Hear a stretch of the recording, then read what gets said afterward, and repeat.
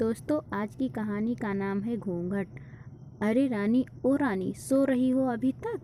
रानी की जिठानी जोर जोर से चिल्ला रही थी घर के आंगन में खड़ी होकर। रानी यानी मैं। तभी मैं भागती हुई अपने कमरे से निकली और बोली, दीदी आ गई मैं। जेठानी बोली, रानी तुम्हारा नाम रानी है, तुम रानी नहीं हो। मैंने तुम्हें रात में ही समझाया था कि सुबह को जल्दी उठ जाना, तुम्हारी मुंह दिखाई की रस्म है। मैंने बोला कि दीदी रात को नींद ही नहीं आई, जगह नहीं है और मन में थोड़ा सा डर था कि सुबह आँख नहीं खुली तो।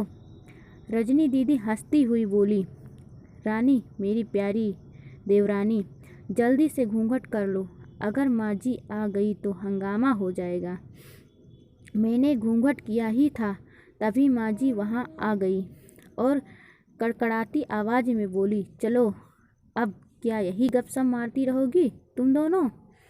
मैंने चलना शुरू ही किया था, तभी माँ जी ने रजनी दीदी के कंधे पर हाथ रखा और बोली, पता है ना कहाँ से जाना है और कैसे जाना है।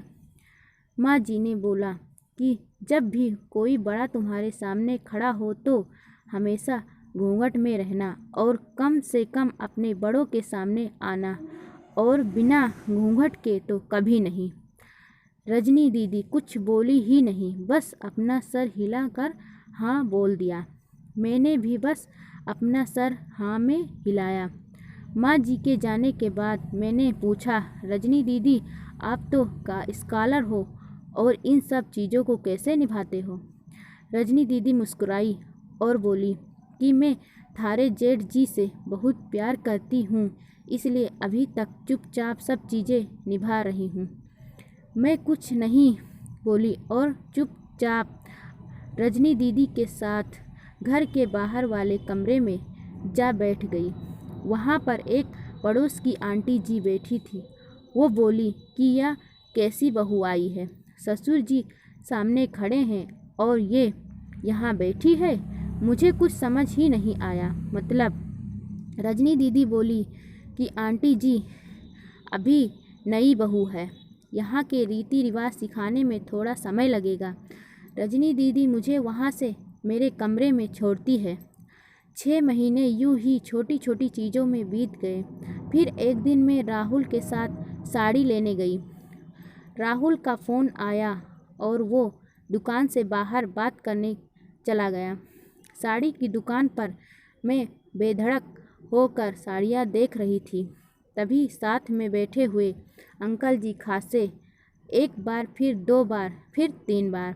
मैंने साड़ी वाले भैया से बोला, भैया इन अंकल जी को पानी दे दो, बहुत खांसी हो रही है इन्हें। अंकल जी भड़क उठे और बोले, क्या बदतमीज लड़की, ये कुछ शर्म लिहाज है या नहीं है इसे। दुकान पर हंगामा देख राहुल बाहर से भागकर अंदर आया और अंदर आते ही अंकल जी के पैर छूकर बोले, मामा जी आप यहाँ। मैं घबरा के दुकान से बाहर निकाल आई, एक लंबा घूंघट करके गाड़ी में बैठ गई। राहुल बाहर आया और गाड़ी में बैठकर गाड़ी बहुत तेज़ चलाने लगा। मैंने धीमी आवाज़ में बोला, गाड़ी बहुत तेज़ चला रहे हो, कहीं एक्सीडेंट ना हो जाए। हम घर पहुँचे ही थे, तभी माँ जी ज़ोर ज़ोर से चिल्लाते हुए बाहर आई, देखो आ गई ये रानी साहिबा, ख़ानदान की इज्जत मिट्टी में मिलाकर।